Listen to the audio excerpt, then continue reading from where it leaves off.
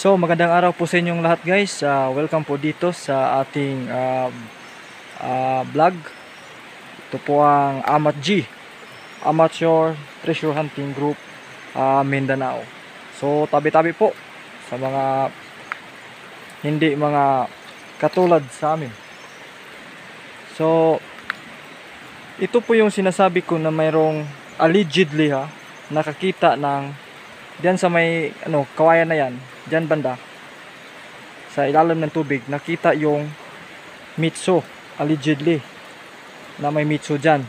So tinistigan ko sa aking detector, talagang tinuturo naman ang inikutan, tinuturo ang area na yan. So dalawa na kasing grupo ang nag-operate dito, mga treasure hunter, mga grupo. Pero nabigo sila, sinichimblock, kasi kahit init yon, allegedly is bumaha daw bigla kahit mainit ang panahon. So ginagamitan daw ng chin block, and then hindi na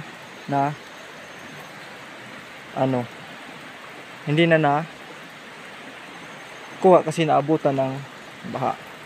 So yan po yung example, makikita nyo, that's frog marker. Halimbawa, pag makikita kayo ng ganyan guys, frog marker, dapat alam ninyo na yung frog is, ang kanyang load na dala is always jump to the south. So ang item niyan is always to the south. Kaya mayroon nakita sa itaas, pinoposisyon ko yan ng kompas para makita ninyo na yung allegedly na may mitso nakalagay is that exactly the south of the frog marker. So punta natin yung kompas saan nakaturo. So ayan, nakikita niyo yung kompas. Ayan, that's 180 degrees. Yan ay south, dyan nakaturo. So allegedly nagmatch siya sa sinasabi nilang mitso. So ito, mayroon yang mata, malinaw yan. Tapos ito may butas. Yan ang kanyang ilong. Yan Kahit doon sa kabila, may butas din yan, matching Parang this frog is always ready to jump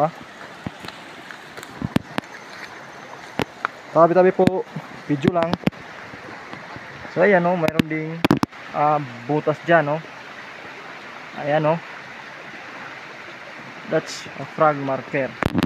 Ganyan. So mahirap kasi sa ganito na kasi nasa ilog nasa ilalim ng tubig. Kung hindi kayo